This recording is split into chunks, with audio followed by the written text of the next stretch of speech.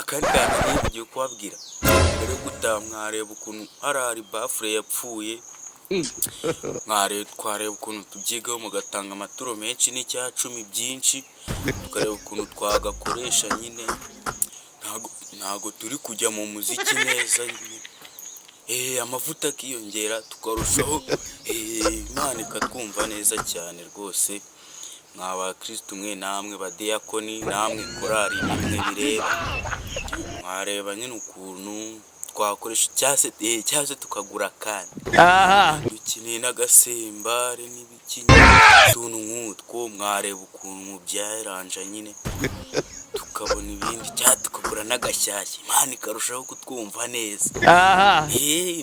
Ako pasiteri nawe rero ku kantu none se ayo tumaze iminsi dutura bitari byapfa, wabaye ari bikoraho ukajya kubikoresha.